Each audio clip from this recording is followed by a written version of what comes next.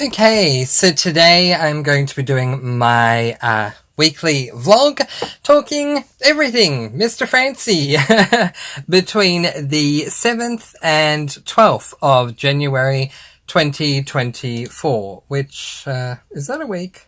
It's close on a week. Yeah, it's fine.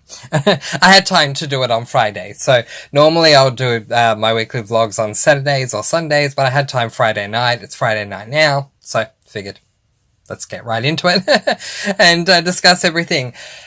I tell you, this week for me, reading kind of became secondary, and then yet somehow, I do not know how, but I'm not questioning it. If anything, I'm very thankful. Somehow, it all worked out for me, and I wanted to have read my first 3 books by the end of Friday night, and I am now through them, despite the fact that I was behind for the majority of the week. So, yay! Celebrate the wins, be they big or small. So I'm celebrating that win big time. So we'll jump right in and talk about the books first, and then, if you're just here for the books, which is absolutely fine, then you can go and do something else if you want, and I'll see you in the next one. And then if you want to see the rest of it, like TV and life update and whatever else, we can go into that second. So let's jump right in and talk about the books. Okay, I don't know if I spoke about this book in my last vlog, but you know what? I'm going to talk about it again, because it's one of the 3 books I have on me. So, if I did, forgive me. If I didn't, yay, I'm talking about it now. And guess what? I spoke about it in a whole other video anyway. But the first book that I read this month was this book, Midnight Sun, by Stephanie Meyer. This is technically book 1.5 in the Twilight Saga series. It is, well, it's said to be a YA paranormal, and I gave this book 5 stars. So, okay, the basic premise of this book, which is, very simply put, is that in book 1 in this series, Twilight, we follow Bella Swan. Bella meets a love interest by the name of Edward. In this book, Midnight Sun, we get Twilight from Edward's perspective. And it was just absolutely amazing. Honestly, it took me 5 days, but I finally finished the book after 5 days. At first glance, prior to commencing my read, I was shocked by the page count, 756. That's right, 756 pages. Given that Twilight was 434 pages, New Moon 497 pages, Eclipse 559 pages, and Breaking Dawn apparently was also 756 pages, I was surprised to see that this one was going to be as long as it was. I assumed, which you should never do, that this book, given its length, would cover Edward's turning, Edward meeting Bella, and the events of New Moon, Eclipse, and Breaking Dawn. I was surprised, therefore, to see this book is literally only a retelling of book 1. No prequel, no sequel, and that did let me down, but that's where the letdown ended.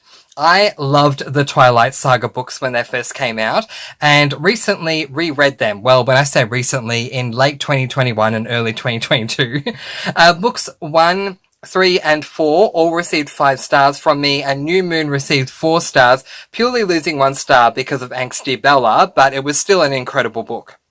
I find it interesting that there are readers out there who discredit the series given what happens to vampires in this world when they step out into the sun. Whether I agree or disagree with this being a bad thing, for the record, I disagree. I love the originality of it. It's a moment that comes up maybe twice in the entire series. So to those who discredit the entire series or refuse to read the entire series, I feel like they're doing themselves a major disservice.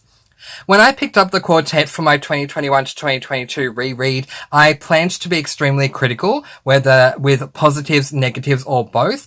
My goal was literally to pencil in all my thoughts as a critically minded reader. But from the moment I began my reread of book 1, I found I couldn't do that, as Stephanie Meyer's writing style is just too enticing. For me, it feels like I'm being ripped into the book and my trusty notepad and pen are left behind. Suddenly, within the space of the first page of book 1, I went from having my critical hat on my head to throwing it off and burning it in a fire, knowing I couldn't be critical at all because it was just not possible for me, given I'd been sucked into the world and was being pulled along for the amazing ride. So when I found out that Midnight Sun was being released, I ummed and ahed. No, wait, not true. I was a stick in the mud saying I'd never read Midnight Sun because it's just literally a retelling from Edward's perspective, and I'd rather get a book 5 in the series. I want more of the series, not the same from a different point of view. But over time, the yearning appeared and then grew and grew and grew. Finally, in late 2003, I felt the hype train pull out of the station and knew it would be the right time for me to read this book. And I have to say it was fantastic. This book, while marketed as a YA, had a definite adult feeling to it, but that made sense to me given exactly how old Edward actually is. He is an old soul that has had many, many, many life experiences, so it makes sense that we're dealing with an adult mind here as opposed to a teenager's. That aside, it was fantastic peeking behind the curtain. When in Twilight, Bella goes home and we follow her to dream about Edward. In Midnight Sun, we follow Edward and get to experience some amazing conversations with Carlisle, Esme, Alice, Rosalie, and even Emmett. This, for any true Twilight Saga book fan, is an absolute treat to experience because it fills in all the small and big gaps we had in Twilight. I could go on and on, but I don't want this to be a thesis, so I'll just add one more thing. Apparently, Stephenie Meyer doesn't want to do any more retellings from Edward's perspective, as she has a tough time emotionally writing from his perspective. I get that and can absolutely appreciate it, but in saying that, I cannot express just how much I'd love to read New Moon from his perspective, given that he's gone for most of the book. All in all, Midnight Sun was a treat and a triumph, a love letter to all Twilight Saga book fans, and I gave this book 5 stars. And if that's not enough and you want to see me rave about this book in a whole lot more detail, you can! Because for the first time since, I think, October of 2021, I have done a spoiler-free and spoiler-dedicated book review, and I did it on Midnight Sun. So that is right. I did it as a spoiler-free and spoiler review. What that means is that the first part of the video is a spoiler-free review. You will not be spoiled for Midnight Sun in that first section. Then in the second section, I go into full-on spoilers, raving about how much I loved this book. An overwhelming 5 stars from me. I get why Stephenie Meyer's not going to do a retelling of New Moon, but my goodness do I wish that she did. This was fantastic. What a way to not only start my month in January, but what a way to start my year for 2024. An overwhelming 5 stars. Well, I'm glad, honestly, that I read an amazingly overwhelming 5-star book to begin 2024 and begin my month of January. Because the next book that I read was this book, Roast Mortem by Cleo Coyle. This is book number 9 in the Coffee House Mystery series. It is an adult cozy mystery, and I gave this book a total of 3 stars. Okay, just something very quickly to tell you all that's just a bit of an annoyance on my end. I ordered the physical copy of this book on November 17, 2023, and I received it 2 days ago from now. So I received it on the 10th of January. It was ridiculous. So I ordered through, via Amazon through a third party company, and it just took forever to get here, and I did not understand why. Finally, the sender company reached out to me and said, can you please keep an eye on it? There was a certain point in January. They said, can you keep an eye on it for a further, up to 4 business days, 2 to 4 business days. If there is no update, by that point, please do let us know. And there had not been an update by that point. So I ultimately ended up, reordering the book again through Amazon US. Through my Amazon Australia, through the company Amazon US, and then got back to that third-party seller that I originally ordered through and said, look, can I just get the refund and can you just return it to sender because it's taken way too long. Fun Sidebar for this whole story. My job is working in customer service for a delivery company, so I get how it works, and I get that, you need to make allowances for the holiday season. I do absolutely get that. But I ordered the book on the 17th of November. It's not like I ordered on the 17th of December. I ordered a month and a half prior to Christmas, and I still hadn't had the book, like, seriously, close on 2 months later. Like, it's ridiculous. But anyway, so it's fine. It is what it is. And yet, the funny thing is, once I ordered through Amazon Australia to Amazon USA, I got this copy, which I'm now holding in my hands, a week later. So, there you go. Moral of the story, regardless of what you think of Amazon and their working conditions, which I know is a big issue, and I am mindful of that, as a consumer, I have to say, I do appreciate the speediness with which Amazon, through Amazon Australia, through Amazon USA, get Cozy Mysteries to me, given that they are not available in bookstores in Australia. Anyway, let's talk about the book, because after all that hoo-ha, you would hope that I would have enjoyed the book, because I love this series overall, the Coffee House Mystery series. In this series, we follow Claire Cosi, who runs a cafe, and through Cleo Coyle, the author, Claire, in every single book, talks about something to do with coffee. She's extremely passionate about coffee. I assume Cleo Coyle is, certainly Claire Cosi is, and I don't always love the mystery. I more than not oftentimes don't like the reveal, but I always love the coffee side of each book that I had read up to this point.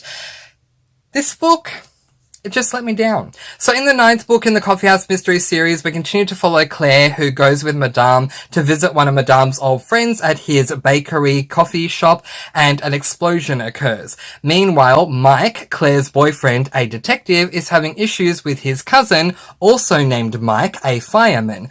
There's a lot of bad blood between them. Claire wants to get to the bottom of both, believing the explosion was not an accident, and wanting to know what's going on between the two Mikes. So to my thoughts, I wish there was more Madame in the book than there was. She featured in the first half, and then in the second half, it was like she just, poof, disappeared.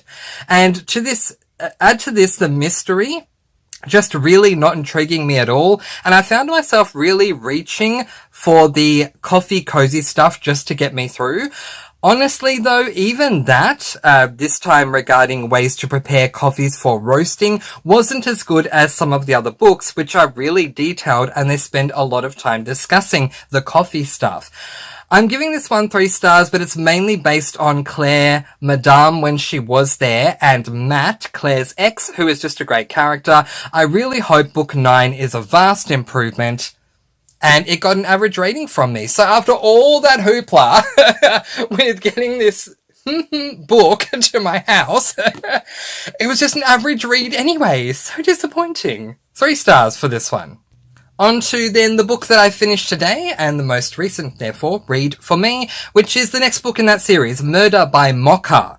Book number 10 in the Coffee House Mystery series by Cleo Coyle. It is an adult cozy mystery, and once again, I gave this book 3 stars. Yeah, I don't know what happened with books 9 and 10, but I was just really let down. Maybe it's like a middle book syndrome, I don't know, but yeah, it just didn't amaze me like the other ones did. But anyway, let's talk about the premise, and then we'll get to my thoughts on this one. So, in Murder by Mocha, Claire's village blend beans are being used to create a new Java love potion, a mocha magic coffee billed as an aphrodisiac. The product, expected to rake in millions, will be sold exclusively on Aphrodite's Village, one of the web's most popular online communities for women. But the launch party ends on a sour note when one of the website's editors is found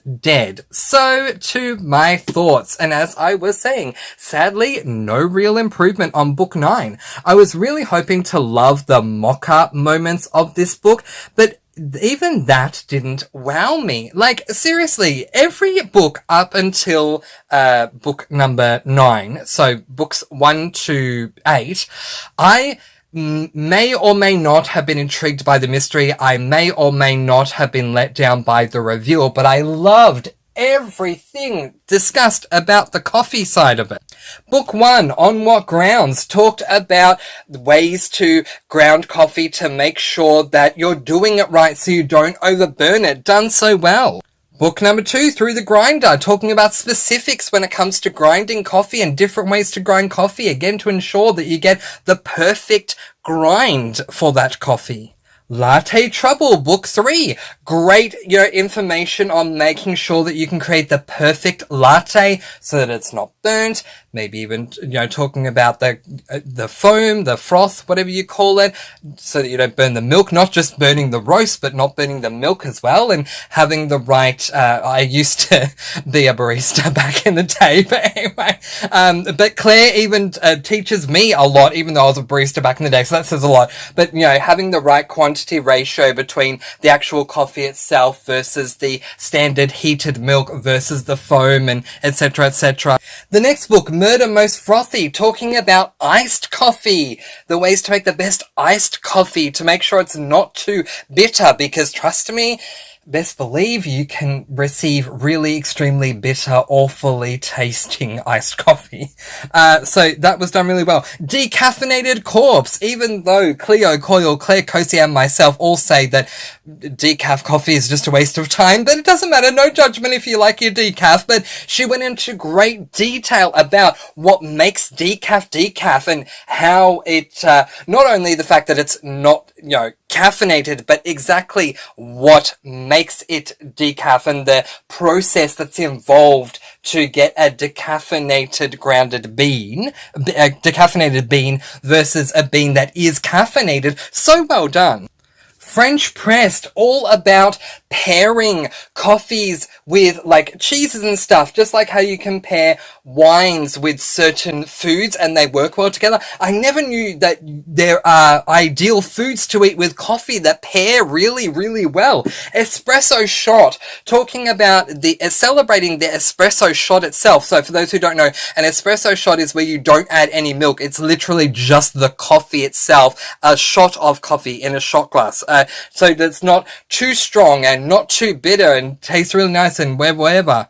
To Holiday Grind? Yes, Holiday Grind. Talking about how to make the perfect infusion to come up with Christmas flavorings that won't destroy the actual coffee, but still remind you of memories of Christmas, and not just necessarily, the traditional like candy cane, or I'm thinking Starbucks here, but like not pumpkin spice latte because that's Halloween, but like a gingerbread latte or whatever.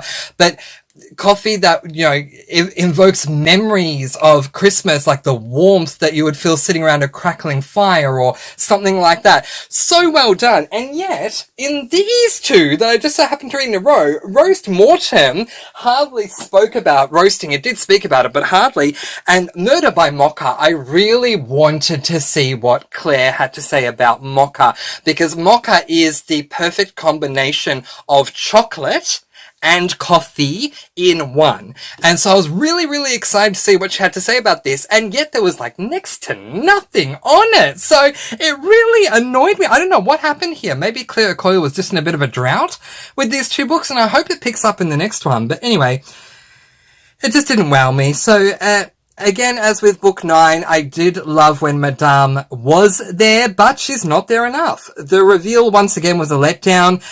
The book Murder by Mocha, it isn't horrible. It doesn't deserve 1 or even 2 stars, but it also wasn't amazing for me, so I gave it 3 stars. So yeah, all in all, I'm glad that Midnight Sun got 5 stars, because it was followed up by 2 3 stars. I'm not giving up on the Coffee House Mystery Series. It is on my SAS list, and I will be reading book number 11 in February and book number 12 in March, and I have already got book 11 and book 12 because I learnt my lesson with Roast Mortem. So I actually received book number 12 that I'm reading in March today in the mail. It arrived arrived at my home today, and book 11 I've had for a couple of weeks, despite the fact that I didn't have book 9. I had 10 and 11, then got 9, and then I think 2 days later I got 12. So I'm not going through what I went through with Rose Mortem again. But anyway, yeah, just disappointing for those two, but absolutely loved Midnight Sun. And of course, if you want more on Midnight Sun, don't forget to check out my spoiler-free and spoiler-dedicated review of Midnight Sun. Alright, so that is the book stuff. I'm now going to talk TV and life updates. So if you're just here for the book stuff, I completely understand. And thank you for being here. And I'll see you in the next one. And if you want to hear about TV and life update, let's jump over to that right now. So I'll jump right into the TV update. There's really not a lot to say after what I said in my catch-up vlog last week.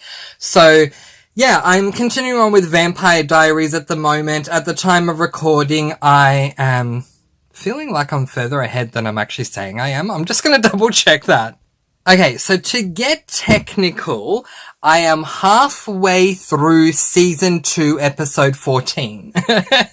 I haven't finished episode 14, but I have started it. I'm halfway through. But yeah, completed season 1. Yeah, so I don't know if I can spoil about TV or not.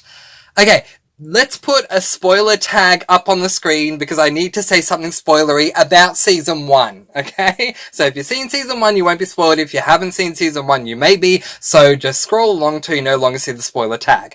Let's talk about the finale because I was talking in the last, in my catch-up vlog about how every single episode, something massive comes up that you would normally think in a fantasy or paranormal series would be what we're leading towards and we deal with in the final episode of the season, but no, we deal with that massive thing at the end of the episode, so what the heck is going to be the big reveal in the finale? And oh my gosh, it was exactly what I wanted. Well, I wanted to actually see it earlier, but it was the best thing they could have done for the finale. They brought Catherine into the finale, which was so good because we are non-stop hearing about Catherine all throughout season 1, but then it's becoming this thing of like, is Catherine even real? I mean, yes, we're seeing the flashbacks with her, but you know, aside from that, is she real? We never see her. And then come the finale, there she is. So for those of you who don't know, Vampire Diaries follows a number of different characters, but 3 main characters, 2 of them are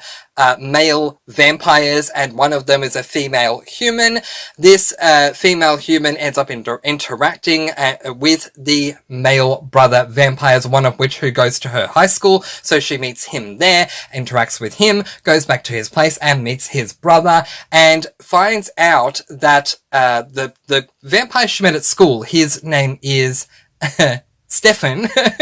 Almost said Sebastian there. His name is Stefan. Stefan has been a vampire for quite a while now. So in his past, he was with someone whose name is Catherine.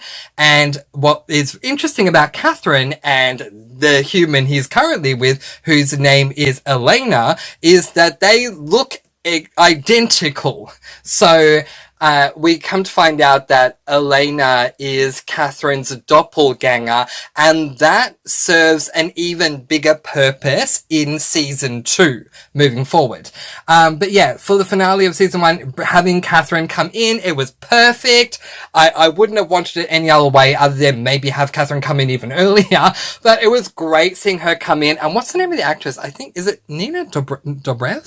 Whoa. So yes, it was Nina Dobrev, and the reason why I'm saying whoa is because I just wanted to fact check something, because I was going to say, seriously, give that woman awards for what she did. She's won a ton of awards, and I can see why. So, because Catherine looks identical to Elena, Nina Dobrev, the actress, plays both characters, and they are, as much as they look alike, they are so completely different in personality. So Catherine is very evil, self-serving, dark, spirited type thing, type being, because Catherine's a vampire. Whereas Elena is very light and kind and has a massive heart and is can be very introverted and within herself in the way that she is around others, including Stefan and Stefan's brother Damon. So it's the two of them, Catherine and Elena, are polar opposites. And so Nina Dobrev to just jump into the role of Catherine, who is so completely different to Elena. She does it so well. She literally has me, even though I know it is Nina Dobrev who plays both characters, she has me convinced, no, this is Catherine and the other person is Elena. Who is this Nina Dobrev? She doesn't exist. These are two separate people who are playing each other. She does an amazing job. So yeah, the majority of my time with watching TV has been revolving around Vampire Diaries, and as I say, I am currently halfway through episode 14 in season 2, which means I'm over halfway through season 2. Season 2 has been interesting, but yeah, we'll talk maybe spoilers about season 2 next time, so take the spoiler tag off the screen, and I will just end by saying in a spoiler-free way, I'm really enjoying Vampire Diaries. I have to say that if I am to rate the differences between the complete season 1 and where I'm at with season 2 so far of Vampire Diaries, I enjoyed season 1 more. I can't exactly explain why. I don't know what it is, but I was obsessed, as I was telling you all in my last vlog, that I was obsessed with season 1. Season 2... it's good, but it's just not, for me, the same level of obsession that I had with season 1. So, I'm also watching, like, reruns or whatever the word is. Yeah, like, rewatching. There we go. I'm also rewatching random episodes here and there of Simpsons, American Dad, Family Guy, South Park, purely because when I just want to watch something that I've already seen and that if I don't have the energy to focus on something new for me, I just jump to one of those. Family Guy, American Dad, South Park, whatever the other one was that I said, Simpsons. Yeah, so, yeah. Otherwise, that's practically what I've been watching. So let's talk about a life update. Yeah, been really busy, with all different things, you know, start of a new year. That's how it is. It's really hot over here. I don't know if I was saying that earlier or not, but to give you an idea, today reached a top of about 98 or 99 degrees Fahrenheit. So we measure in Celsius over here, but I just know it's easier for the majority of you overseas if I say Fahrenheit. So yeah, it reached about 98 to 99 degrees Fahrenheit, which is very hot, but not the hottest it can get here. In saying that, the majority of our summer here in Australia, or at least where I'm from in Melbourne in Victoria, has actually been really cool. The weather's been not cold, but a lot cooler than what it typically is. This is a typical summer day that we experience today, that 98, 99, but it can go much higher. It can get as high as, for example, 116 degrees Fahrenheit, although that's, you know, you might get that once or twice a year and that's it. But, yeah, we've been more experiencing something like 68 degrees, as your standard for summer overall, whereas the average in summer is around 95, 96. So it's been a huge difference, but today has been very hot. So yeah, kind of just, yeah, after work, came home and just had a bit of a lazy evening. As I said, finished off my book, Death by Mocha? Wrong book. Murder by Mocha, that I gave 3 stars to, and yeah, it's kind of where we're at. So yeah, I'll have probably more of a life update in the next one, but that's where things stand currently. So how was your week? I hope it was well, and hope that you're doing well, and that your reading is going well, that your watching is going well, that your life is going well, or at least moving along nicely. And yeah, I'll see you all in the next one. Letting you all go with peace, blessings, and so much love. Please do be kind and love one another and spread your sparkling energy all throughout the world. And until next time, happy reading. Bye everyone.